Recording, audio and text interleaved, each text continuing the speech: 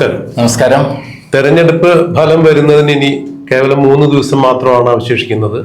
4-ാം തീയതി ഈ സമയത്തോടു കൂടി കേരളം ആര് ഭരിക്കും എന്നുള്ളത് ഒരു വ്യക്തമായ ചിത്രം കിട്ടും എന്നാണ് മനസ്സിലാക്കാൻ കഴിയുന്നത്.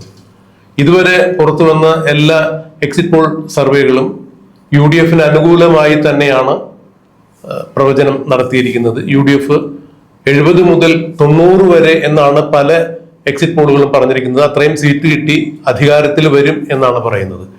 ഇത്തരത്തിൽ ഒരു പ്രവചനം ഉണ്ടായിരിക്കുമ്പോൾ ഇന്നിപ്പോ ചാണക്യ ടുഡേ എന്ന് പറഞ്ഞ ഒരു സർവേ വന്നിരിക്കുന്നത് അത് ഇടതുപക്ഷത്തിനും UDF-നും സാധ്യത തുല്യമാണ് എന്നാണ് പറയുന്നത്. ഒരുപക്ഷെ കേരളത്തിൽ തൂക്കുമന്ത്രിസഭ ഉണ്ടാകും എന്നാണ് പറയുന്നത്. അതായത് BJP-ക്ക് 3 മുതൽ 11 വരെ സീറ്റുകൾ നേടാം എന്നാണ് ചാണക്യ പറയുന്നത്. ഇടതുപക്ഷത്തിനാവട്ടെ 65 സീറ്റ് വരെ കിട്ടാൻ സാധ്യതയുണ്ട്. അതിൽ നിന്ന് 5 അല്ലെങ്കിൽ 4 സീറ്റുകളുടെ വ്യത്യാസത്തിലായിരിക്കും UDF-ന്റെ കക്ഷിനില എന്ന് അവർ പറയുന്നു. അങ്ങനെയെങ്കിൽ കേരളത്തിൽ തൂക്കുമന്ത്രിസഭയ്ക്ക് സാധ്യതയുണ്ടെന്ന് അവർ പ്രവചിക്കുന്നു. പക്ഷെ മനോരമയും മുതിർന്ന മാധ്യമപ്രവർത്തകൻ എന്ന രീതിയിൽ TP നന്ദകുമാറും അടക്കമുള്ള ആളുകളുടെ സർവേ ഫലം പുറത്തു വന്നപ്പോൾ UDF-ന് തന്നെയായിരിക്കും മന്ത്രിസഭ എന്നുള്ളതാണ് ഇതുവരെ പ്രവചിപ്പിക്കപ്പെട്ട ഫലങ്ങൾ. ഇതിനിടയിൽ കോൺഗ്രസിനുള്ളിൽ മുഖ്യമന്ത്രി സ്ഥാനത്തെ ചൊല്ലിയുള്ള തർക്കം നടക്കുന്നു എന്നുള്ളത് നമ്മൾ ഉൾപ്പെടെയുള്ള പല ആളുകളും ചർച്ചയാക്കിയിട്ടുള്ളതാണ്. അതിന്റെ സത്യാവസ്ഥ പലരും നിഷേധിക്കുന്നുണ്ടെങ്കിലും അങ്ങനെ ഒരു കാര്യം നടക്കുന്നുണ്ട്. അപ്പോ AICCയുടെ വക്താവായ KC വേണുഗോപാലും പ്രതിപക്ഷ നേതാവായ VD സതീശനും മുൻ ആഭ്യന്തര വകുപ്പ് മന്ത്രിയും പ്രതിപക്ഷ നേതാവായ രമേശ് ചെന്നിത്തലയുമാണ് ഇപ്പോൾ മുഖ്യമന്ത്രി സ്ഥാനത്തിന് വേണ്ടി മത്സരിക്കുന്നത് എന്നുള്ള ഒരു ധാരണയാണ് പറഞ്ഞിരിക്കുന്നത്. ഇന്നലെ ഇതിനിടയിൽ വലിയൊരു ട്വിസ്റ്റ് ഉണ്ടായിരിക്കുന്നു എന്നുള്ളതാണ്. അതായത് KC വേണുഗോപാലിനെ കുറിച്ച് ഒരു ഡോക്യുമെന്ററി അണിയറയിൽ ഒരുങ്ങുന്നുണ്ടായിരുന്നു. KC വേണുഗോപാലിന്റെ 50 വർഷത്തെ രാഷ്ട്രീയ ജീവിതവും സേവനവും എന്ന് പറഞ്ഞിട്ടുള്ള ആ ഡോക്യുമെന്ററി ഇന്ന് മെയ് 1-ാം തീയതി റിലീസ് ചെയ്യാനാണ് നിശ്ചയിച്ചിരുന്നത്. മങ്കടയിലുള്ള ഒരു ഡയറക്ടറാണ് അത് ചെയ്തിരുന്നത്. പക്ഷെ അദ്ദേഹത്തോട് ഡോക്യുമെന്ററിയുടെ നിർമ്മാണം നിർത്തിവെക്കാൻ വേണ്ടി ഹൈക്കമാൻഡിൽ നിന്ന് നിർദ്ദേശം നൽകിയിരിക്കുന്നു എന്നുള്ളത് ഒരു വാർത്ത. കൂടാതെ ഇന്നലെ KC രമേശ് പങ്കെടുത്ത ഒരു യോഗത്തിൽ രമേശ് ചെന്നിത്തലയെ വാനോളം പുകഴ്ത്തിക്കൊണ്ട് ഒരു നീക്കമുണ്ടായിരിക്കുന്നു. അതായത് മുഖ്യമന്ത്രി പദത്തിന് കടിപിടി കൂടിയിരുന്ന 3 പേരിൽ KC വേണുഗോപാലും രമേശ് ചെന്നിത്തലയും ഒന്നിക്കുന്നു എന്ന തരത്തിലുള്ള ചില സൂചനകൾ പുറത്തു വരുന്നു. കൃത്യമായ രാഷ്ട്രീയ അവലോകനം നടത്തുന്ന വർഷങ്ങളുടെ രാഷ്ട്രീയ അവലോകന പാരമ്പര്യമുള്ള മാധ്യമ പ്രവർത്തന പാരമ്പര്യമുള്ള VD സതീശന് രമേശ് ചെന്നിത്തലയും KCയുമൊക്കെയായി വളരെ വ്യക്തിബന്ധമുള്ള ഒരാളെന്ന രീതിയിൽ എന്താണ് ഇക്കാര്യത്തിൽ സാറിന്റെ അഭിപ്രായം? അതായത് ഇപ്പോഴത്തെ അവസ്ഥ, നമ്മൾ ലേറ്റസ്റ്റ് അവസ്ഥ പ്രകാരം UDF അധികാരത്തിൽ വരും എന്നുള്ള കാര്യത്തിൽ യാതൊരു സംശയമില്ല. ഈ പറയുന്ന എക്സിറ്റ് പോൾ ഫലങ്ങളല്ല, അതിനേക്കാൾ വലിയ റിസൾട്ടാണ് വരാൻ പോകുന്നത് എന്നുള്ളതാണ് സത്യം. എൻ്റെ വിവരം വെച്ചിട്ട് 90 സീറ്റിൽ മേതെ 110 സീറ്റ് വരെ UDF-ന് നേടാം എന്നുള്ളതാണ് എൻ്റെ മുന്നിലുള്ളത്. 100 സീറ്റ് എന്തായാലും ഉറപ്പാണ്. പിന്നീട് 10 സീറ്റ് അങ്ങോട്ടും ഇങ്ങോട്ടും മറയാം എന്നുള്ളതാണ്. അപ്പൊ അതിനെക്കുറിച്ച് വളരെ വിശദമായിട്ട് തന്നെ നമുക്ക് വേറെ ഡിസ്കഷൻ. ഇപ്പം KC വേണുഗോപാലും രമേശ് ചെന്നിത്തലയും തമ്മിലുള്ള കൂട്ടുകെട്ടിനെ കുറിച്ചുള്ള ഒരു ചർച്ചയാണ് വന്നിരിക്കുന്നത്. ഭരണം എന്തായാലും UDF-നാണ് എന്നുള്ള കാര്യത്തിൽ സംശയമില്ല. പിന്നെ ഭരിക്കുന്നത് ആര് എന്നുള്ളതാണ്. ഇപ്പം വന്ന എക്സിറ്റ് പോൾ ഫലങ്ങളിൽ തന്നെ വന്നിട്ടുള്ളത് 31%, 33% വരെ പിണറായി വിജയൻ ആണ്. ആകെ ഇടതുപക്ഷത്തിൽ നിന്ന് ആകെ ഒരാൾ മാത്രമാണ് ഉള്ളത്, പിണറായി വിജയനാണ്. മറുഭാഗത്താകട്ടെ VD സതീശൻ, KC വേണുഗോപാൽ, ശശി തരൂർ, അതേപോലെ രമേശ് ചെന്നിത്തല, ഈ 4 പേരുടെ പേര് വന്നിട്ടുണ്ട്. 3 പേരും കൂടെ കൂട്ടുമ്പോൾ ഏകദേശം 15% മൊത്തത്തിൽ വരുന്നുണ്ടെങ്കിൽ 28-29% VD സതീശൻ. അതായത് മൊത്തത്തിൽ കൂടുമ്പോൾ 44%.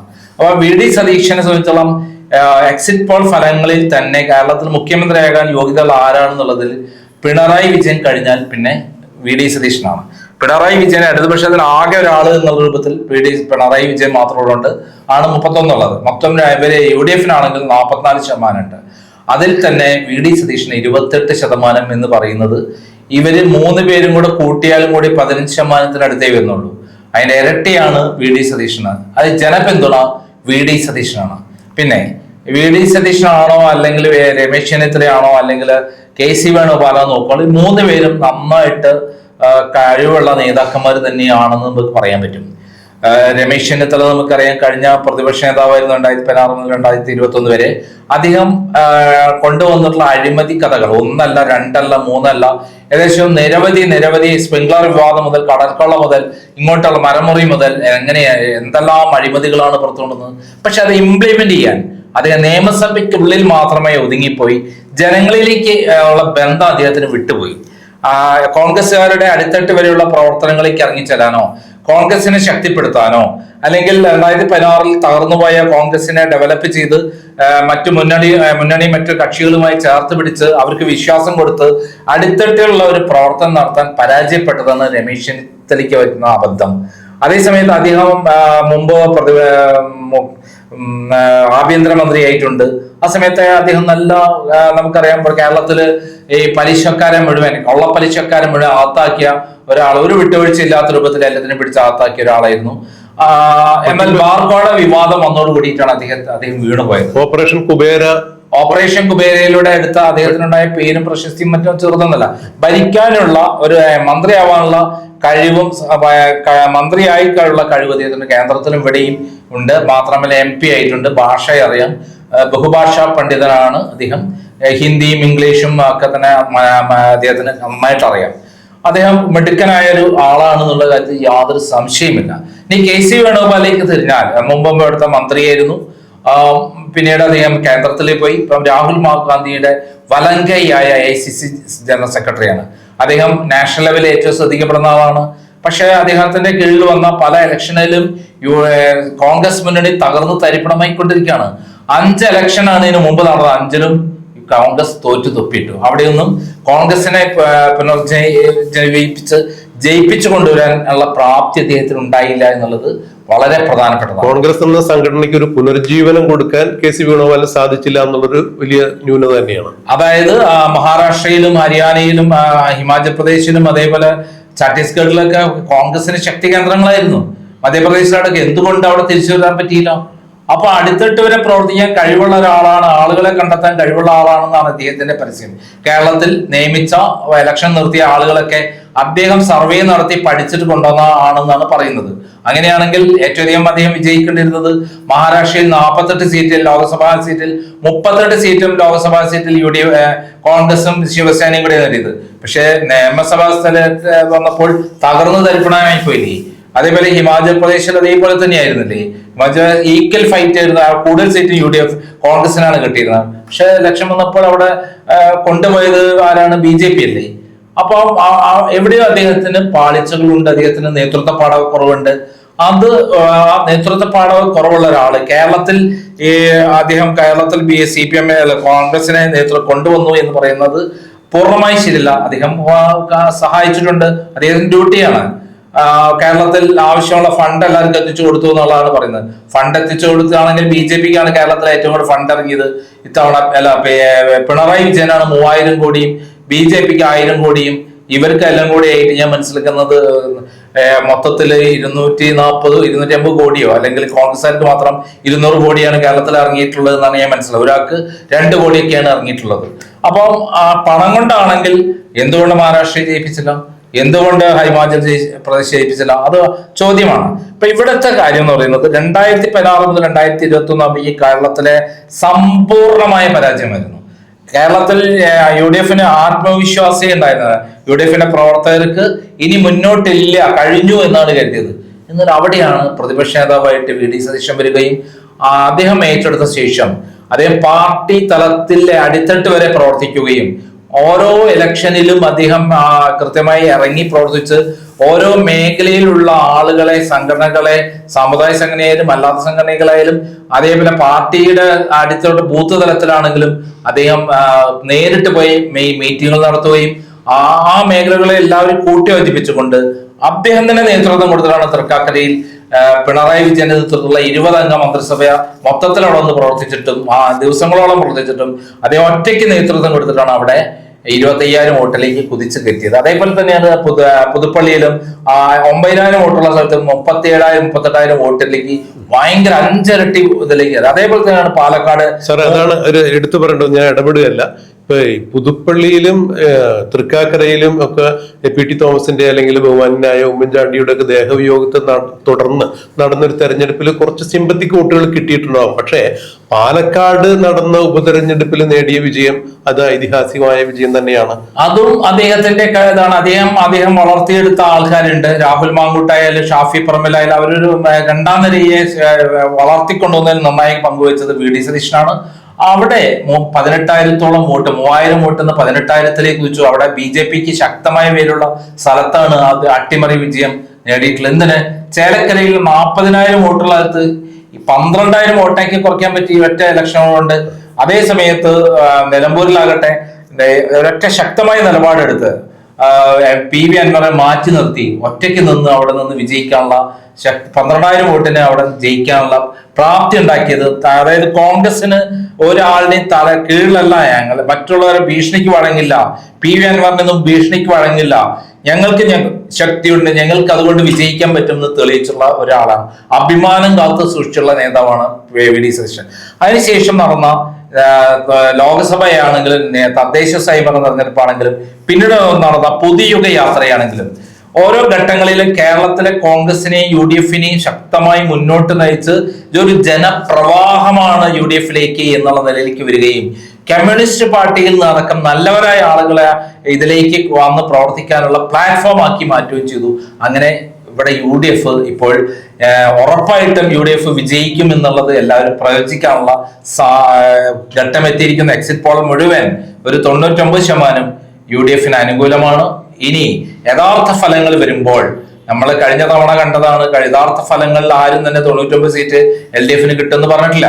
പക്ഷെ ഇവിടെ LDF-ന് 100-ൽ പരം സീറ്റുകൾ കിട്ടുമെന്നുള്ളതാണ്, UDF-ന് കിട്ടുമെന്നുള്ളതാണ് കൃത്യമായിട്ട് അദ്ദേഹം പറഞ്ഞിട്ടുള്ള എന്റെ ഒരു നിഗമനം. ഞാൻ യാത്ര ചെയ്ത് മനസ്സിലാക്കിയുള്ള കാര്യം ഈ പറയുന്ന എക്സിറ്റ് പോൾ ഫലങ്ങളെല്ലാം പല ഘടകങ്ങൾ കൊണ്ട് UDF-നെയാണ് ജനങ്ങൾ, BJP-യുള്ള ആൾക്കാരാണ് ശരി, CPM-ഉള്ള ആൾക്കാരാണ് ശരി, ഒരു പ്രതീക്ഷയോടുകൂടി നിലപാടുള്ള ഒരു പ്രസ്ഥാനമായി UDF-നെ പ്ലാറ്റ്ഫോം ആക്കി വളർത്തിയത് കൊണ്ട് കാണുന്നത് എന്നുള്ളതാണ് സത്യം.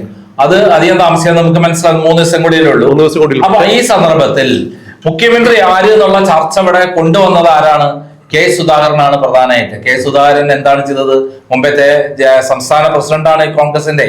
അദ്ദേഹം മാന്യതയും പക്വതയും എല്ലാവർക്കും മാതൃകയാവേണ്ട ആളാണ്. അദ്ദേഹം MP ആയിട്ട് പോലും എന്നിട്ട് പോലും അദ്ദേഹം MLA ആവണം നമ്മൾ മത്സരിക്കാൻ പോയിട്ട് അവിടെ ഞാൻ മത്സരിക്കുമെന്ന് ധിക്കാരപരമായി പറയുകയും അതേപോലെ തന്നെ നമ്മളൊക്കെ ബഹുമാനിക്കുന്ന ഒരാളെടുത്ത് പ്രതീക്ഷിക്കാത്ത രൂപത്തിലുള്ള പ്രവർത്തനം ഉണ്ടായി. അതിന് തിരിച്ചടി ഉണ്ടായിരിക്കാം. കോൺഗ്രസിനുള്ളിൽ വരാൻ പോണത് കലാപമാണ്, ഇവർ ഭരിച്ചാൽ കലാപമാണ് എന്നുള്ളതാണ് കൊണ്ടുവന്നത്.